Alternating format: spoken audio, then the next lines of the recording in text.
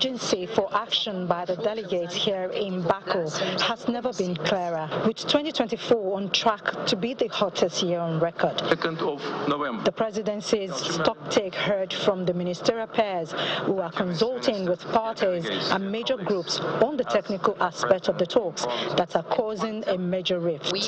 Disagreements over money matters were a common thread. We've heard three different proposals for the provided quantum of 900 billion, 600 billion and 440 billion.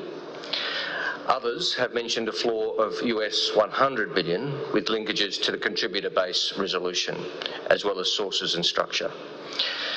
Now, of course, many mentioned that it's important that whatever figure we land on, it be both ambitious and achievable. As climate finance negotiators push for a breakthrough, the COP29 lead negotiator reminded all that now the hardest part begins and hopes to release the latest text by early morning on Thursday. But I want to clarify that these texts are not final. They will be open for input and discussion, and we will continue to listen. Based on inputs from the parties, there may be elements in the final text that are not in these drafts. Developing country blocs, including the African Group of Negotiators, 77 plus China, and the like-minded developing countries, urged the presidency to bring back balance into the process. When asked about the rumored $200 billion for the new collective quantified goal being proposed, the response was, Is it a joke?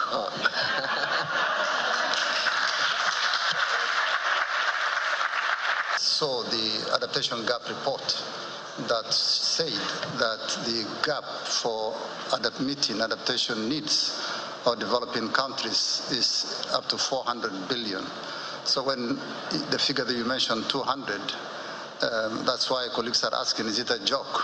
If it cannot even respond to the gap on adaptation, let alone other things, that we take it as a very big joke indeed.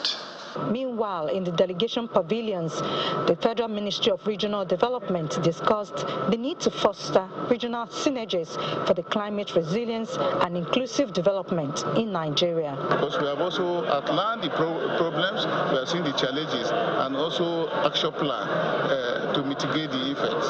So all of this require money, and of course, this is the best place where we can canvas that support from international investors. The COP president intends to wrap everything up by Friday, but many are accusing him of a rushed approach without transparency. So far, the talks have failed to move forward as expected. From the Olympic Stadium, the venue of COP29 in Baku, Azerbaijan, Ayola Kasim, Channels Television News.